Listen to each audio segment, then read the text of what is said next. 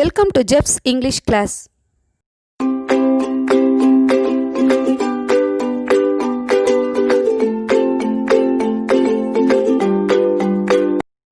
Unit 4, the Summit Prose paragraph. You can find these paragraph questions in your textbook, page 116. Based on the text, answer the following questions in a paragraph in about 100 to 150 words each. Question A. How did Hillary and Chen Xing prepare themselves before they set off to the summit? Para 1, 2 and 3, you can find the answers. And then question B, give an account of the journey to the South Curl from 28,000 feet.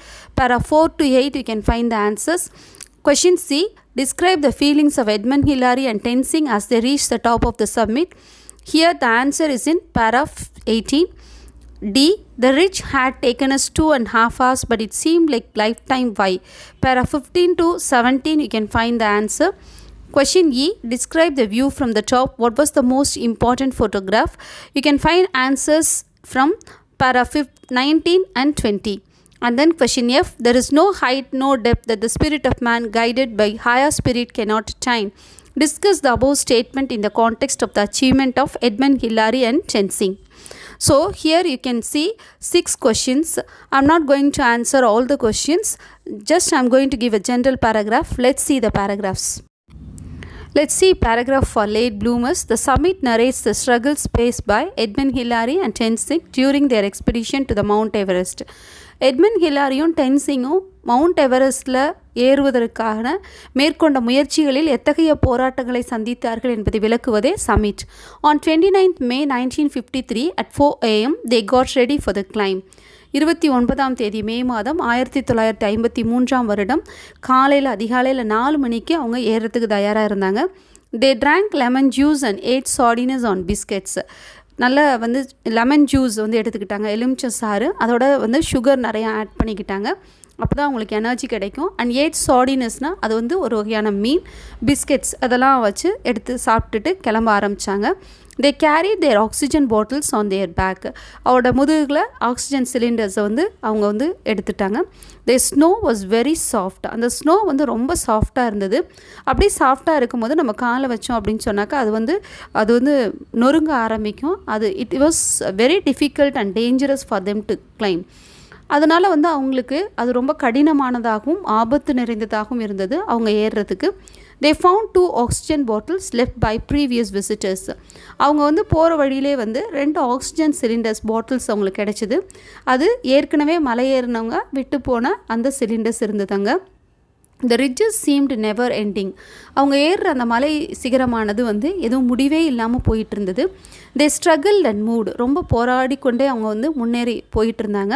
Finally they reached the summit. கடைசியாக அவங்க அந்த சிகரத்தை அடைந்தார்கள். சம்மிட்னா அந்த சிகரம், உச்சி. They offered chocolate, biscuits and lollies as a gift to the gods. அங்கே மலையில் இருக்கக்கூடிய அந்த தெய்வங்களுக்கு அப்படின்னு நினச்சி அவங்க கொண்டு போன அந்த சாக்லேட், பிஸ்கெட்ஸ், லாலிஸை கிஃப்டாக கொடுக்குறாங்க. Hillary placed a crucifix beside Chen Xing's gifts. Hillary அங்கே ஒரு க்ரூசிஃபிக்ஸ் வைக்கிறாரு. க்ரூசிஃபிக்ஸ்னால் சிலுவை. Chen Xing வச்ச கிஃப்ட்டுக்கு பக்கத்தில் இவரும் ஒரு சின்ன குழி தோண்டி அந்த க்ராஸை அந்த இடத்துல நட்டி வைக்கிறாரு. Climbing Everest was a great feat. அதாவது எவரெஸ்ட் ஏறுறது மிகப்பெரிய அது சாதனை அது. But nothing is impossible for a willing heart.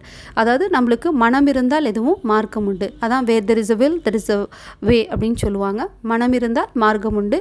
எதுவும் முடியும்னு நினச்சா முடியும். Hope that it will be very useful for you, dear children. Please learn. Let's see the next paragraph. This paragraph is meant for the choppers. The summit narrates the achievement of Edmund Hillary and Chen Xing Narge. அதாவது இவங்களுடைய அச்சீவ்மெண்ட்டை பற்றி, Edmund ஹில்லாரியும் டென்சிங்கோட நார்கேயோட achievement அதை பற்றி விளக்கக்கூடியது தான் இந்த summit. John Hunt led the expedition to Mount Everest. இதில் வழிநடத்தி சென்றது John Hunt. It was sunset on May 28. மே 28ஆம் தேதி சாயங்கால நேரத்தில் அவங்க Hillary and Chen Xing crawled into their tent, put on all their warm clothing and wriggled into their sleeping bags. அவங்க அந்த டென்ட் அமைச்சிருக்காங்க. அந்த டென்ட்டுக்குள்ளே தவழ்ந்து போய் நல்லா தங்களோட வார்மான ட்ரெஸ் போட்டுக்கிட்டாங்க. அதே மாதிரி ஸ்லீப்பிங் பேக்ஸுக்கு அந்த தூங்கக்கூடிய அந்த பையில் தங்களை நுழைச்சிட்டு என்ன பண்ணிட்டாங்க, அந்த முகம் மட்டும் தெரியும், அந்த இடத்துல அவங்க தூங்க ஆரம்பித்தாங்க. Next morning at 4 a.m. on May 29th, they got ready for the climb. அடுத்த நாள் விடிய காலையில் 4 மணிக்கு மே 29ஆம் நாள் கிளம்புறதுக்கு வந்து ரெடியானாங்க. They drank lemon juice and ate sardines with biscuits. Lemon juice எடுத்துக்கிட்டாங்க, பிஸ்கெட் சார்டினஸ்ன்ற மீனையும் எடுத்துக்கிட்டாங்க. They made oxygen sets ready. அவங்களோட ஆக்சிஜன் செட்டெல்லாம் ரெடியாக இருக்கான்னு பார்த்துக்கிட்டாங்க.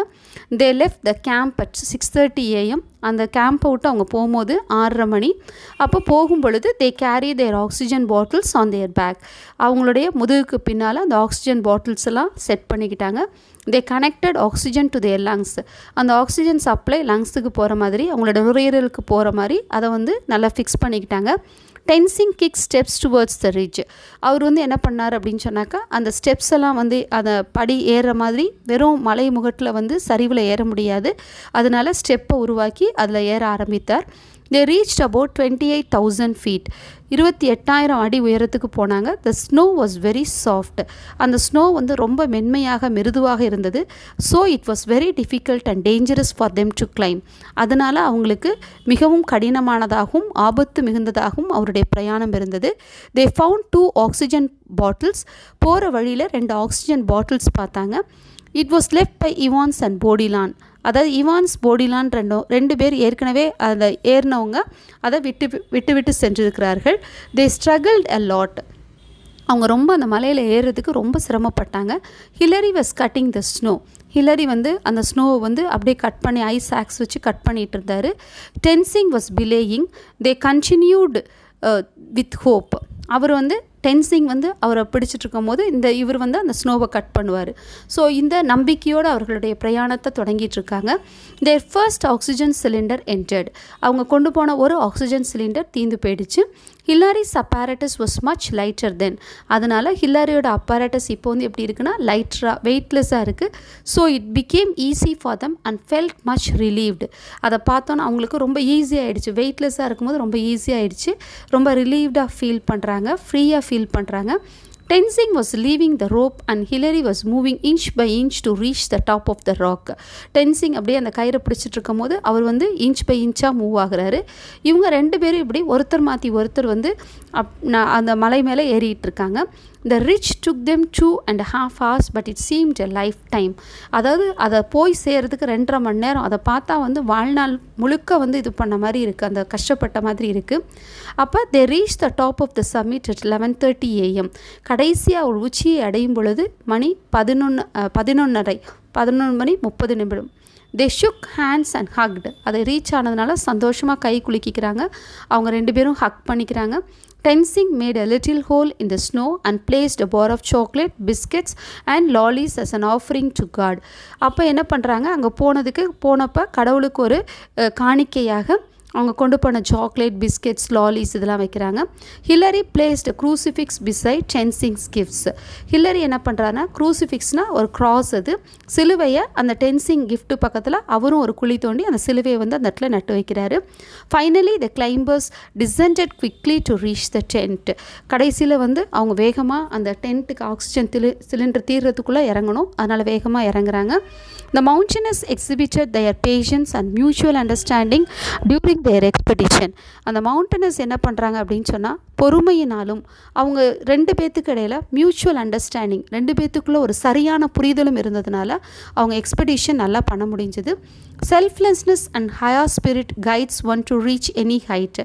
அதாவது தன்னலம் இல்லாததும் நல்ல வந்து உயர்ந்த நோக்கங்களும் நல்ல வந்து உற்சாகமான அந்த மனநிலையும் வந்து யாருமே வந்து ஒரு பெரிய ஹைட்டை ரீச் பண்ண வைக்கும்.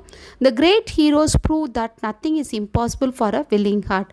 இந்த 2 ஹீரோஸும் வந்து நம்ம மனசு விரும்புச்சு அப்படின்னு சொன்னால் அதை அடையிறதுக்கு எந்த தடையுமே இல்லை, எதுவுமே முடியாதுன்றது எதுவுமே இல்லை அப்படின்றத இவங்க 2 பேரும் நிரூபிச்சிருக்கிறாங்க.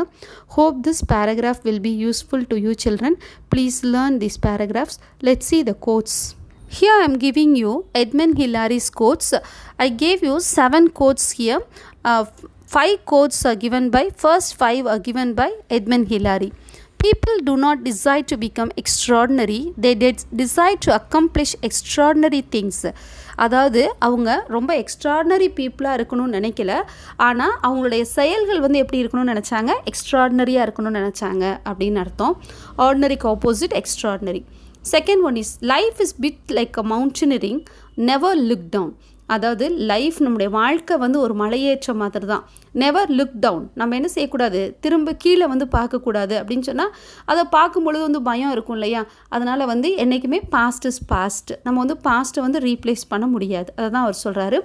Third one, with practice and focus you can extend yourself for more than you ever believed possible. அதாவது நீங்கள் உங்களுடைய ப்ராக்டிஸ் மூலமாக, உங்களுடைய ஃபோக்கஸ் மூலமாக நீங்கள் உங்களையே நீங்கள் நினைக்கிறதற்கும் அதிகமாக உங்களால் வந்து சாதிக்க முடியும் அப்படின்னு சொல்கிறாரு. Fourth quote is that, I will come again and conquer you because as a mountain you can't grow but as a human I can. எனக்கு ரொம்ப பிடிச்சமான கோட் இது. அதாவது நான் திரும்ப வந்து நான் வந்து 2 தடவை ஒரு முயற்சியில் தோல்வி அடையும் போது அப்போது வந்து அவர் சொல்லுவார், நான் திரும்ப வருவேன், உன்னை வெற்றி கொள்வேன், ஏன்னா நீ ஒரு மவுண்டன், உன்னால் வளர முடியாது, பட் as a human ஒரு மனிதனாக நான் வந்து என்ன பண்ண முடியும், I can அப்படின்றாரு. ஸோ இது வந்து ரொம்ப வந்து ஒரு inspiring quote. Fifth one is that no one remembers who climbed Mount Everest the second time.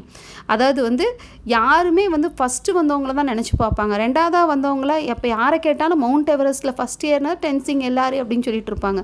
ஆனால் வந்து செகண்ட் டைம் ஏறினவங்கள யாரும் ஞாபகம் வச்சுக்கிறது இல்லை. So always the first is first.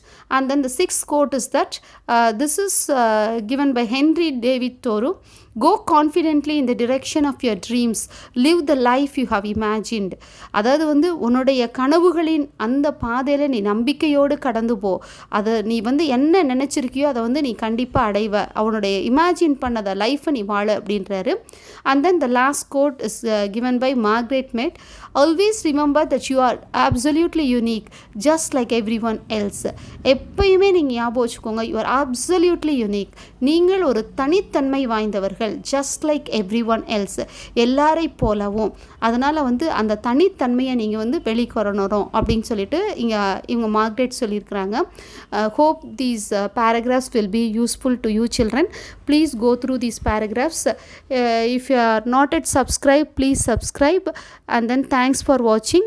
We will meet in the next video. Until then, bye.